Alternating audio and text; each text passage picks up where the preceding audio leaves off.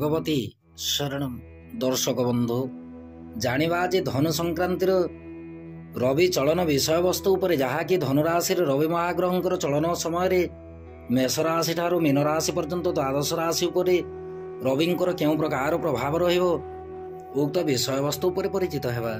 दर्शक बंधु चलित तारीख 16/12/2023 प्रातः 5:17 समय भुवन भास्कर सूर्यनारायण वर्तमान थिबा बिछा राशि ठारू धनुराशि पदार्पण कर सारी। दर्शक बंधु जहाँकि 15 जानुआरी 2024 पर्यंत रवि महाग्रहंकर धनुराशि चलन समयटी बलवत्र रहिबो। रवि हेउचंती पितृकारक ग्रह, रवि हेउचंती आत्मकारक ग्रह, रवि हेउचंती उच्च पदस्थर कारक, रवि हेउचंती प्रत्येक कार्यर उज्ज्वलतार कारण। दर्शक बंधु राज सम्मान प्रदायक ग्रह हेउचंती रवि महाग्रह। उच्च पदरे पदस्थ करिवार कर्तव्य रवि महाग्रहंकर थाए।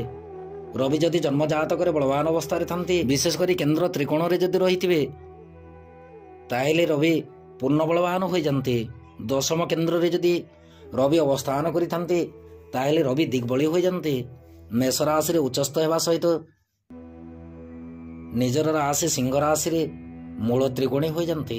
दर्शक बंधु रविंकर यही चलन समयटी देखा गले मेष राशि राशि ठारू नवम स्थान रे जेतेबेले रवि महाग्रह गोचर करुछंती भाग्य स्थान रे रविंकर गोचर समयटी विशेष शुभफलदायक नुहे।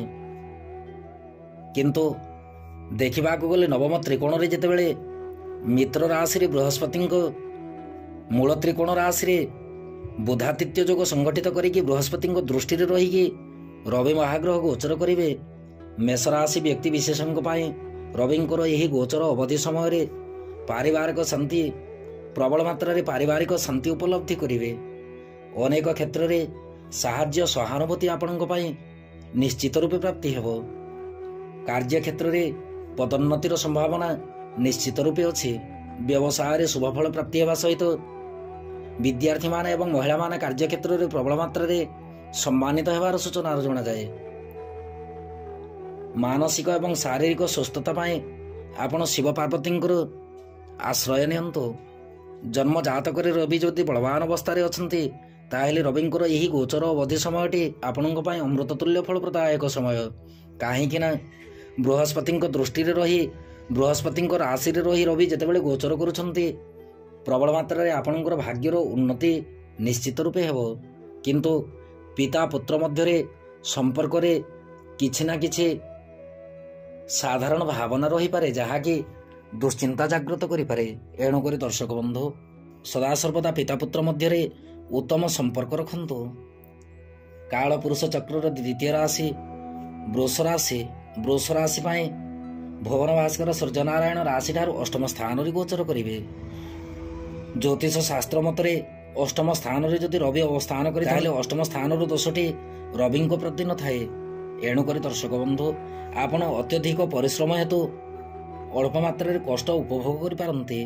शारीरिक अशांति अनुभव हेबा सहित दैनंदिन जीवन को केंद्र करिकी कलह सृष्टि हेबार संभावना अछि। कहीं अष्टम स्थान रे जेतेबेले सूर्यनारायण गोचर करिवे मन भितर प्रबल मात्रा क्रोध गुण मध्य जागृत हेबो। कर्म क्षेत्र एवं व्यवसाय रे दुश्चिंता लागिकी रहिबो। महिला और छात्र छात्री माने अपजस भोग करि पारंती। एणुक सदा सर्वदा निजर कार्यकलाप पर प्रबल मात्रा रे जत्नशील रहिबे। विशेषकर शारीरिक एवं मानसिक दुश्चिंता जात हेबा सहित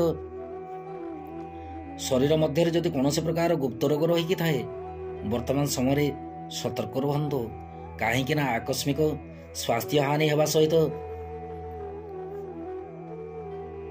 आकस्मिक भावे दुर्घटनाग्रस्त मध्य होई पारंती। एणुक प्रतिदिन प्रातः समय शଯ୍या त्याग करिकी भुवन भास्कर सूर्यनारायण को जल अर्घ्य दान करंतु। तृतीय राशि मिथुन राशि। मिथुन राशि व्यक्ति विशेषज्ञ भुवन भास्कर सूर्यनारायण राशि ठारू सप्तम स्थान रे गोचर करिवे। देखा गले सप्तम स्थान रे सूर्यंकर गोचरटी विशेष शुभफल प्रदायक नुहे। किंतु दर्शक बंधु सप्तम स्थान रे जेतेबेले बुधातिथ्य जोग संगठित करिकी बृहस्पति दृष्टि रे रही गोचर करिवे मिथुन राशि आर्थिक परिस्थिति सदृढ़ रहिबो। जेकोसी कर्म रे आपण हाथ बढ़ेबे କାର୍ଯ୍ୟଟିରେ ଶୁଭଫଳ ପ୍ରାପ୍ତି କରିବା ସହିତ କର୍ମମୟ ଜୀବନ ଅନୁକୂଳପ୍ରଦ ରହିବ। ପ୍ରତ୍ୟେକ ସମସ୍ୟାର ସମାଧାନ ହେବା ସହିତ ପାରିବାରିକ ଶାନ୍ତି ପ୍ରବଳ ମାତ୍ରାରେ ଉପଭୋଗ କରିବେ। ବିଶେଷ କରି ଯେଉଁ ମାଆମାନେ ଗର୍ଭାବସ୍ଥାରେ ଅଛନ୍ତି ତାଙ୍କ ପାଇଁ ରବିଙ୍କର ଏହି ଗୋଚର ସମୟଟି ବିଶେଷ ଶୁଭଫଳପ୍ରଦାୟକ ନୁହେଁ। ସ୍ୱାସ୍ଥ୍ୟ ଶରୀର ଦୁର୍ବଳ ରହିବା ସହିତ ମନ ଭିତରେ ଭ୍ରାମିକ ଚିନ୍ତାଧାରା ମଧ୍ୟ ଜାତ ହୋଇପାରେ। ଏଣୁକରି ଗର୍ଭସ୍ଥ ଶିଶୁ ପ୍ରତି ସଦାସର୍ବଦା ଯତ୍ନଶୀଳ ରହିବେ। କାର୍ଯ୍ୟକ୍ଷେତ୍ରରେ ଅଳ୍ପ ମାତ୍ରାରେ ଅସନ୍ତୋଷ ରହିପାରେ। କର୍ମମୟ ଜୀବନରେ ଅଯଥା ମନାନ୍ତର ସୃଷ୍ଟି ମଧ୍ୟ ହୋଇପାରେ। ଏଣୁକରି ବାକ୍ଶୁଦ୍ଧି ରଖିବେ। ବ୍ୟବସାୟରେ ସ୍ୱଳ୍ପ ପରିମାଣରେ ଲାଭର ସୂଚନା ଅଛି। ମହିଳା ଏବଂ ଛାତ୍ରଛାତ୍ରୀମାନେ କର୍ମମୟ ଜୀବନରେ ଉନ୍ନତିର ଆଶା କରିକି କର୍ମ ସମ୍ପାଦନ କରିବେ, କିନ୍ତୁ ବିଳମ୍ବରେ ଫଳପ୍ରାପ୍ତିର ସୂଚନା ପରିଲକ୍ଷିତ ହୁଏ। ଚଳିତ ମାସଟିରେ ଆସୁଥିବା ସୁବର୍ଣ୍ଣ ସୁଯୋଗ ଆପଣଙ୍କ ପାଇଁ ନିଶ୍ଚିତ ରୂପେ ଅଛି, କିନ୍ତୁ ଦର୍ଶକ ବନ୍ଧୁ, ସଂକ୍ରାନ୍ତିର ବିଶେଷ କରି ପଞ୍ଚଦଶ ଦିବସ ଯାହାକି 15 ଦିନ କାଳଟି ଆପଣଙ୍କ ପାଇଁ ଶୁଭଫଳପ୍ରଦାୟକ ନୁହେଁ। ଆପଣ ବିଶେଷ କରି ଭୂତ ଭାବନ ଶଙ୍କର ଭଗବାନଙ୍କର ଆଶ୍ରୟ ନେବା ଯଦି ଆପଣ ଭୂତ ଭାବନ ଶଙ୍କର ଭଗବାନଙ୍କର ଆଶ୍ରୟ ନିଅନ୍ତି, ତାହେଲେ ରବିଙ୍କର ଏହି ଗୋଚର ଫଳ ସମୟଟି ଆପଣଙ୍କ ପାଇଁ ଅମୃତ ତୁଲ୍ୟ ହେବ। କର୍କଟ ରାଶି ବ୍ୟକ୍ତି ବିଶେଷଙ୍କ ପାଇଁ ରବିଙ୍କର ଗୋଚର ସ୍ଥିତିଟି ରାଶିଠାରୁ ଷଷ୍ଠ ସ୍ଥାନରେ ହେବ। ଯେତେବେଳେ ଷଷ୍ଠ ସ୍ଥାନରେ ରବି ମହାଗ୍ରହ ଗୋଚର କରିବେ, କର୍କଟ ରାଶି ପାଇଁ କୌଣସି ଆତ୍ମୀୟ କିମ୍ବା ବନ୍ଧୁଙ୍କ ଦ୍ୱାରା ଅପମାନିତ ହେବାର ସୂଚନାରୁ ଜଣାଯାଏ। ଆର୍ଥିକ ସମସ୍ୟାରେ ପଡ଼ିକି ପ୍ରବଳ ମାତ୍ରାରେ ହଇରାଣ ହରକତ ମଧ୍ୟ ହୋଇପାରନ୍ତି। ସାମାଜିକ ଅସୁବିଧା ଯୋଗୁଁ ମାନସିକ ଅଶାନ୍ତି ପ୍ରବଳ ମାତ୍ରାରେ ଅନୁଭବ କରିପାରନ୍ତି। କର୍ମ ତଥା ବ୍ୟବସାୟରେ ମଧ୍ୟ ପ୍ରବଳରୁ ପ୍ରବଳ ମାତ୍ରାରେ ହତସ୍ମିତ ହେବାର ସୂଚନାରୁ ଜଣାଯାଏ। ଏଣୁକରି କର୍ମମୟ ଜୀବନରେ ସଦାସର୍ବଦା ଯତ୍ନଶୀଳ ରହିବେ। ବିଶେଷ କରି ମହିଳା ଏବଂ ଛାତ୍ରଛାତ୍ରୀମାନେ କର୍ମମୟ କ୍ଷେତ୍ରରେ ସମ୍ମାନିତ ହେବେ, କିନ୍ତୁ ମନ ଭିତରେ ଅଶାନ୍ତି ମନୋବୃତ୍ତି ରହିବ। ଛାତ୍ରଛାତ୍ରୀମାନେ ଉଚ୍ଚ ଶିକ୍ଷାରେ ପ୍ରବଳ ମାତ୍ରାରେ କୃତିତ୍ୱ ଅର୍ଜନ କରିବେ। ବିଶେଷ କରି ଗବେଷଣା କ୍ଷେତ୍ରରେ ଉପକୃତ ହେବାର ସୂଚନାରୁ ଜଣାଯାଏ। କର୍କଟ ରାଶି ବ୍ୟକ୍ତି ବିଶେଷଙ୍କ ପାଇଁ ଯଦି ଦେଖିବାକୁ ଯିବା, ପ୍ରତିକାର ସ୍ୱରୂପ କେବଳ ମାତ୍ର ଆପଣ ସୂର୍ଯ୍ୟନାରାୟଣଙ୍କୁ ଜଳ ଅର୍ଘ୍ୟ ଦାନ କରନ୍ତୁ। କାଳପୁରୁଷ ଚକ୍ରର ପଞ୍ଚମ ରାଶି ସିଂହ ରାଶି ବ୍ୟକ୍ତି ବିଶେଷଙ୍କ ପାଇଁ ରବି ମହାଗ୍ରହ ରାଶିଠାରୁ ପଞ୍ଚମ ସ୍ଥାନରେ ଗୋଚର କରିବେ। ଫଳରେ କୌଣସି ବନ୍ଧୁଙ୍କ ଦ୍ୱାରା ଆପଣ ନିଶ୍ଚିତ ରୂପେ ଉପକୃତ ହେବେ। ଆର୍ଥିକ ଅବସ୍ଥାରେ ଉନ୍ନତି ରହିବା ତଥା ବ୍ୟବସାୟରେ ଉନ୍ନତିର ସୂଚନା ପରିଲକ୍ଷିତ ହୁଏ। ନୂତନ ନିଯୁକ୍ତି ପାଇକି ସରକାରୀ କର୍ମରେ ପ୍ରବଳ ମାତ୍ରାରେ ଶାନ୍ତି ଅନୁଭବ କରିବେ। ପାରିବାରିକ ଜୀବନ ଅତ୍ୟନ୍ତ ସୁଖମୟ ହେବ। ମହିଳାମାନେ କର୍ମତତ୍ପର ରହିବେ। ଛାତ୍ରଛାତ୍ରୀମାନେ ପ୍ରତିଯୋଗିତାରେ କୃତକାର୍ଯ୍ୟ ହେବାର 100% ସୂଚନାରୁ ଜଣାଯାଏ। ଉଚ୍ଚ ପଦାଧିକାରୀଙ୍କର ଅନୁରକ୍ତି ଲାଭ କରିବେ। ବିଶେଷ କରି ସିଂହ ରାଶି ବ୍ୟକ୍ତି ବିଶେଷଙ୍କ ପାଇଁ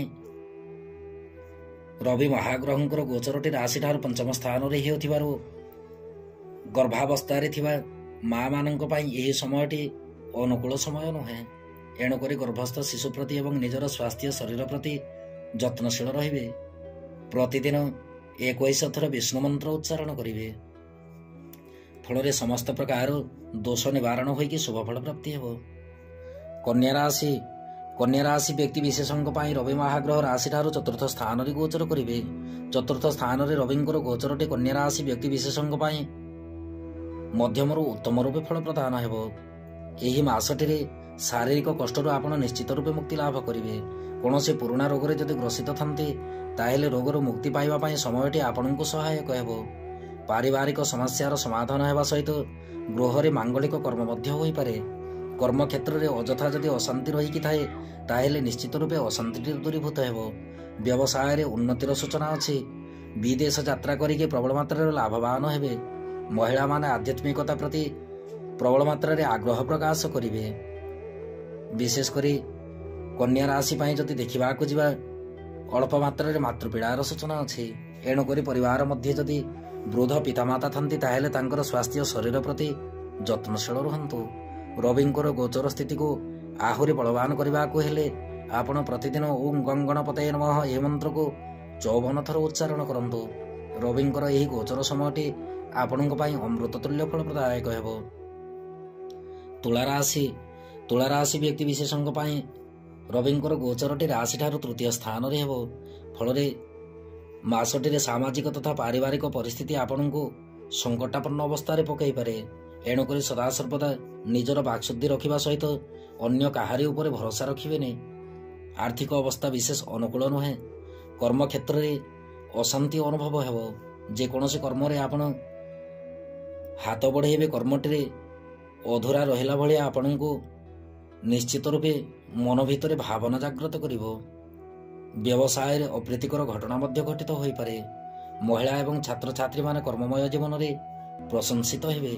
ତୁଳା ରାଶି ବ୍ୟକ୍ତି ବିଶେଷମାନେ ପ୍ରତିଦିନ ଶିବ ପଞ୍ଚାକ୍ଷର ମନ୍ତ୍ରକୁ 54 ଥର ପଠନ କରନ୍ତୁ। ରବିଙ୍କର ଗୋଚର ସ୍ଥିତିଟି ଅତ୍ୟନ୍ତ ଶୁଭଫଳପ୍ରଦାୟକ ହେବ। ବିଛା ରାଶି ବ୍ୟକ୍ତି ବିଶେଷଙ୍କ ପାଇଁ ରବିଙ୍କର ଗୋଚରଟି ରାଶିଠାରୁ ଦ୍ୱିତୀୟ ସ୍ଥାନରେ ହେବ। ଫଳରେ ମାସଟି ବିଶେଷ ଅନୁକୂଳ ନୁହେଁ। ସଦାସର୍ବଦା ବାକ୍ଶୁଦ୍ଧି ରଖନ୍ତୁ। ଅନ୍ୟ କାହାକୁ କିଛି କହିବା ଆଗରୁ ଭଲ ଭାବେ ବୁଝି ବିଚାରିକି କୁହନ୍ତୁ। ଆର୍ଥିକ ପରିସ୍ଥିତିରେ ପଡ଼ି କୌଣସି ପ୍ରକାର ଅସମ୍ମାନିତ ହୋଇ ନିଜକୁ ଘୃଣ୍ୟ ମନେ ମଧ୍ୟ କରିପାରନ୍ତି। ବ୍ୟବସାୟରେ ଏବଂ କର୍ମକ୍ଷେତ୍ରରେ କୌଣସି ପ୍ରକାର ଶୁଭ ସୂଚନା ନାହିଁ।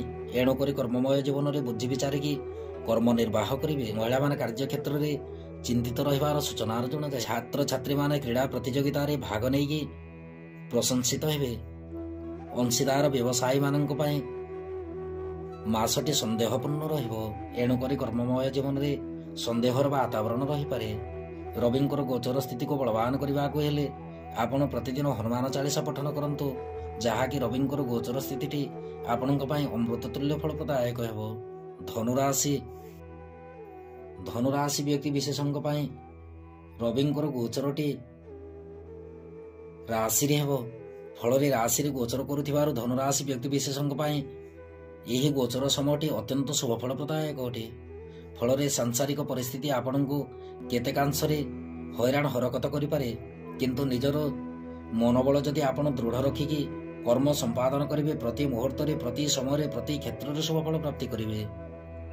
ମନ ମଧ୍ୟରେ ଥିବା ଆଳସ୍ୟ ଗୁଣକୁ ଦୂରୀଭୂତ କରନ୍ତୁ। ଯେକୌଣସି କର୍ମ କରିବା ଆଗରୁ ମନ ଭିତରେ ଚଞ୍ଚଳ ପ୍ରକୃତି ରଖିକି କର୍ମ ସମ୍ପାଦନ କରନ୍ତୁ। ନିଶ୍ଚିତ ରୂପେ କର୍ମ ପ୍ରାପ୍ତିର ସୂଚନା ଅଛି। କର୍ମକ୍ଷେତ୍ରରେ ଉଚ୍ଚ କର୍ତ୍ତୃପକ୍ଷଙ୍କ ଠାରୁ ସାହାଯ୍ୟ ପାଇପାରନ୍ତି। ମହିଳାମାନେ କେତେକ କ୍ଷେତ୍ରରେ ଅପମାନିତ ହେବାର ସୂଚନାର ଜଣାଯାଏ। ଏଣୁକରି କୌଣସି ପ୍ରକାର ଦଣ୍ଡନୀୟ ଅପରାଧ କର୍ମରେ ଗ୍ରସିତ ହେବାର ମଧ୍ୟ ସୂଚନା ଅଛି। ସଦାସର୍ବଦା ନିଜର କର୍ମମୟ ଜୀବନକୁ ନେଇକି ସତର୍କ ରୁହନ୍ତୁ। ଛାତ୍ରଛାତ୍ରୀମାନେ ହତୋତ୍ସାହିତ ହେବାର ସୂଚନାର ଜଣାଯାଏ।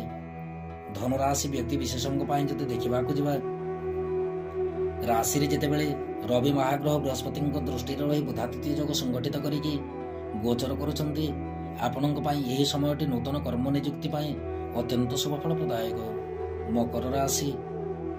ମକର ରାଶି ବ୍ୟକ୍ତି ବିଶେଷଙ୍କ ପାଇଁ ରବିଙ୍କର ଗୋଚରଟି ରାଶିଠାରୁ ଦ୍ୱାଦଶ ସ୍ଥାନରେ ହେବ। ଦ୍ୱାଦଶ ସ୍ଥାନରେ ଯେତେବେଳେ ରବି ମହାଗ୍ରହ ଗୋଚର କରୁଛନ୍ତି, ମାସଟି ଆପଣଙ୍କ ପାଇଁ ଅନୁକୂଳପ୍ରଦ ନୁହେଁ। ପାରିବାରିକ ଅଶାନ୍ତି ସଦାସର୍ବଦା ଲାଗିକି ରହିବ।